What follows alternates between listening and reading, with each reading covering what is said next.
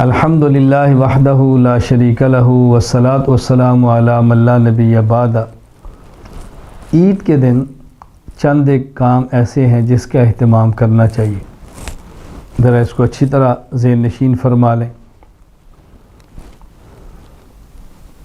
عید کے دن نماز تو پڑھنی ہے جیسے عام دنوں میں پڑھتے ہیں، یہ تو مستقل بات بتانے کی ضرورت ہی نہیں ہے۔ اذان بھی ہونی ہے، بجماعت نماز ادا ہونی ہے، اس کا خیال رکھیں۔ اس کے بعد نمبر 1، سنت کے مطابق غسل کرنا۔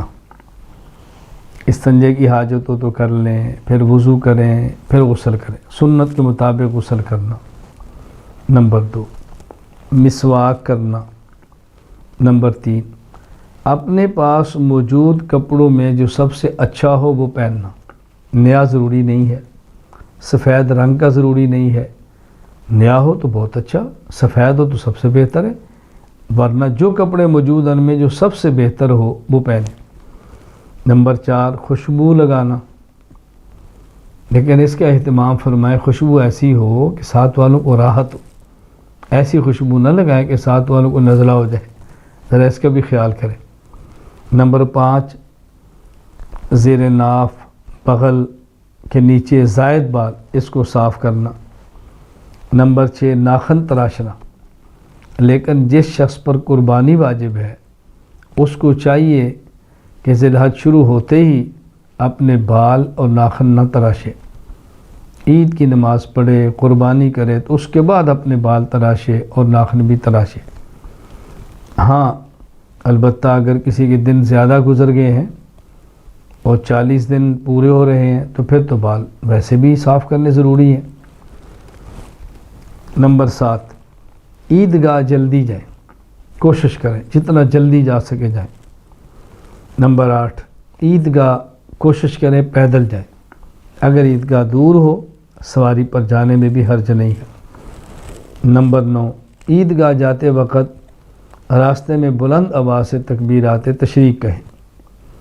نمبر 10، کوئی عذر نہ ہو، کوئی مجبوری نہ ہو، مثلا شدید بھوک ہے، کوئی بیماری ہے بھوکا رہ نہیں سکتا، مستحب اور مناسب یہ ہے کہ سب سے پہلا کھانا عید الاضحیٰ پہ قربانی کا گوشت ہونا چاہیے۔ رسول اکرم صلی اللہ علیہ وسلم اسی طرح فرمایا کرتے تھے، آپ کا معمول مبارک یہی تھا۔ نمبر 11، عیدگاہ جانے کا راستہ الگ ہو، آنے کا الگ ہو، راستہ بدلیں، کوئی عذر ہو نہ بدلیں تو گناہ بھی نہیں ہے۔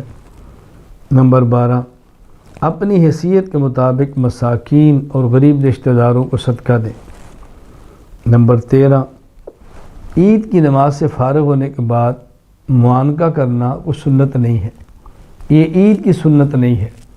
ویسے سال بعد ملے ہیں، عرصے بعد ملے ہیں، یہ دور سے آئے ہیں، عید کی نماز کے بعد آپ نے مصافحہ بھی کیا ہے، معانقہ بھی کیا ہے تو حرج نہیں ہے، لیکن اس معانقے کو عید کا معانقہ سمجھنا اور یہ سنت سمجھنا یہ ٹھیک نہیں ہے۔